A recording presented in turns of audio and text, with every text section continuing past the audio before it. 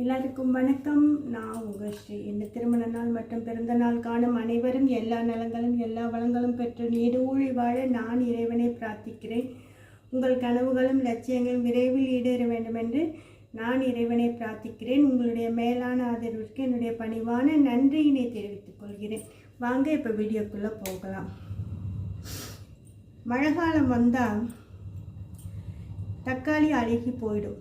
அதே மாதிரி அதிக வெயில் அடித்தாலும் தக்காளி எவ்வளோதான் நம்ம இப்படி வாங்கி இப்படி பேப்பரில் சுற்றி வச்சா நல்லாயிருக்கும். அதையும் மீறி சில நேரம் இந்த மாதிரி சில தக்காளி வீணாக போக ஆரம்பிக்கும்.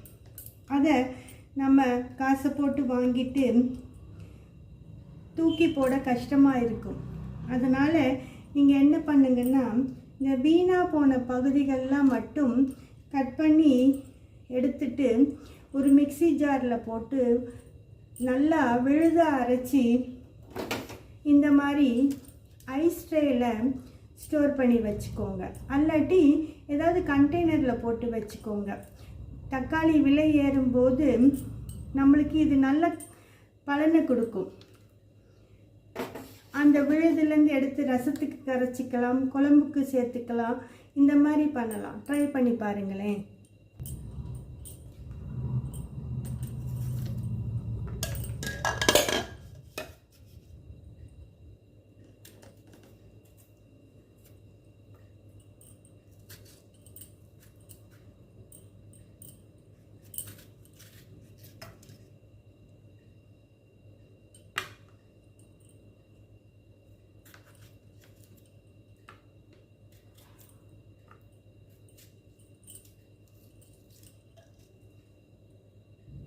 இந்த மாதிரி வீணாக போன பகுதிகளெலாம் கட் பண்ணிவிட்டு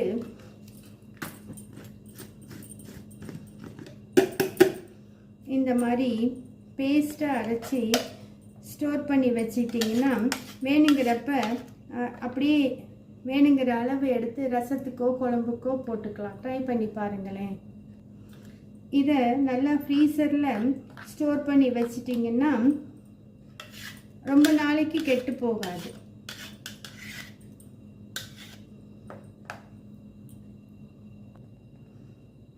இந்த மாதிரி மிக்ஸி ஜாரில் நம்ம மிளகாய் ஏதாவது அரைச்சா அதோட கலர் மங்கி இருக்கும்போது இதோட கொஞ்சம் பேஸ்ட் சேர்த்து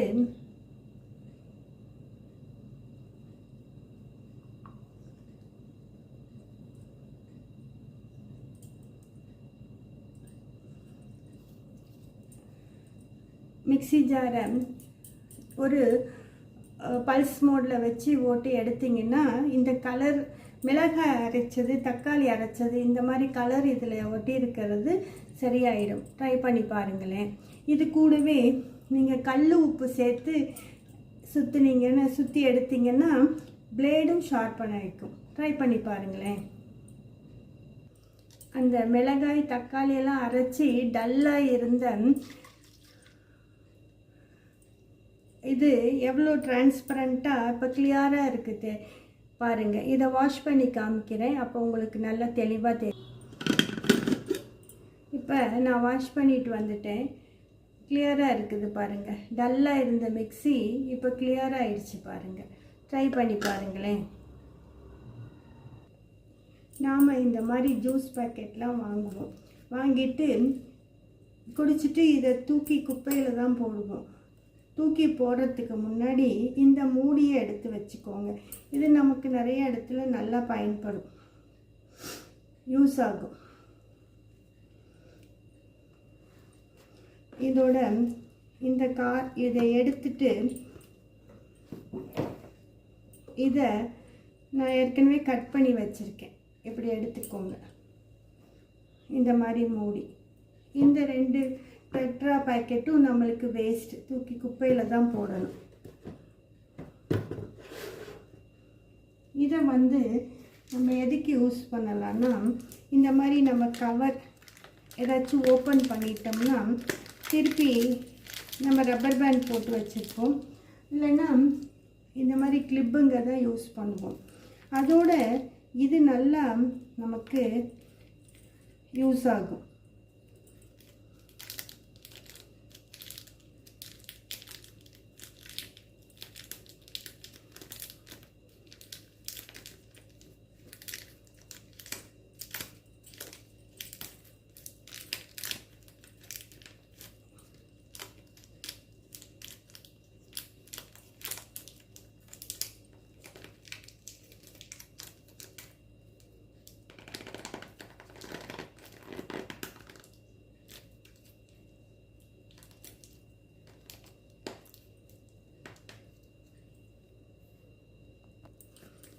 இந்த மாதிரி போட்டு க்ளோஸ் பண்ணி வச்சிட்டிங்கன்னா நமக்கு நல்லா டைட்டாக இருக்கும். ட்ரை பண்ணி பாருங்களேன். இந்த மாதிரி டெட்ரா பேக் வாங்குகிற இதோட மூடியெல்லாம் கலெக்ட் பண்ணி வச்சுக்கிட்டிங்கன்னா இந்த மாதிரி கவர் ஓப்பன் பண்ணும்போது அது நல்லா யூஸ் ஆகும். நாம் இந்த மாதிரி கஸ்தூரி மேத்தி வீட்டில் யூஸ் பண்ணுவோம். நார்த் இண்டியன் டிஷ்ஷஸ் இதெல்லாம் செய்கிறதுக்கெல்லாம் நம்ம யூஸ் பண்ணுவோம். இதுலேயும் கஸ்தூரி மேத்தி என்ன வெந்தயக்கீரை தான். இதுலேயும் அந்த ஒரு கசப்புத்தன்மை இருக்கிறனால வேப்பிலையில் எப்படி ஒரு கசப்புத்தன்மை இருந்து அரிசியெல்லாம் வண்டுலாம் வராமல், வண்டு புழு இதெல்லாம் வராமல் எப்படி பாதுகாக்கும், அது மாதிரி தான் இந்த கஸ்தூரி மேத்தி. இதை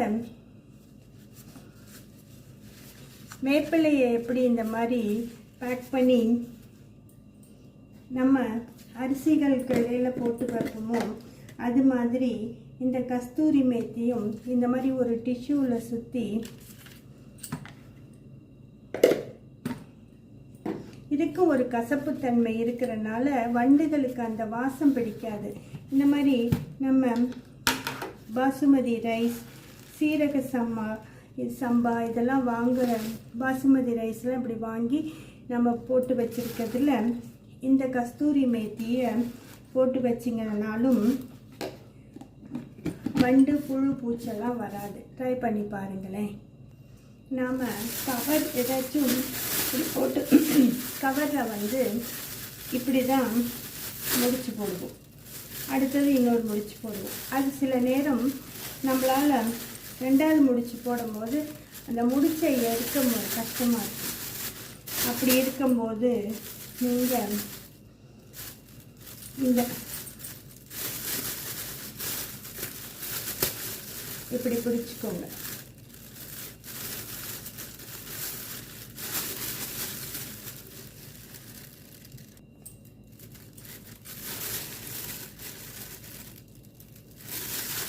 இப்படி கட்டை விரல் ஆள்காட்டி விரல் இப்படி எடுத்துட்டு இதை கொண்டு போய் இங்கேயும் இதை கொண்டு போய் இந்த இடத்துல டபுள் நாட்டு விழுந்துடும் பாருங்க. டபுள் நாட்டு விழுந்துடும். இங்கே ஒரு நாட்டு விழுந்துருது, இங்கே ஒரு நாட்டு. டபுள் நாட்டு விழுந்துறதுனால பொருட்கள் கீழே விழுகாது. திருப்பி நாட்டுங்க. ரெண்டு ஹேண்டிலையும் இப்படி எடுத்துக்கணும். கட்டை விரலையும் ஆள்காட்டி விரலையும். இப்போ இந்த கட்டை விரல் ஆள்காட்டி விரலையும் இதில் கொண்டு போயிட்டு இந்த கட்டை விரலையும் ஆள்காட்டி விரலையும் இந்த இதில் போட்டு இப்படி போடும்போது ஃபஸ்ட்டு நாட் கீழே ஒரு நாட், செகண்ட் நாட் விழுந்துடும். அதனால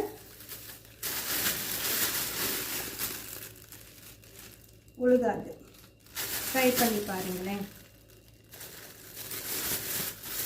இப்படி இப்படி இப்படி டபுள் நாட். இங்கே ஒரு நாட்டு விழுந்துருது, இங்கே ஒரு நாட்டு விழுந்து சேஃபாக இருக்கும்.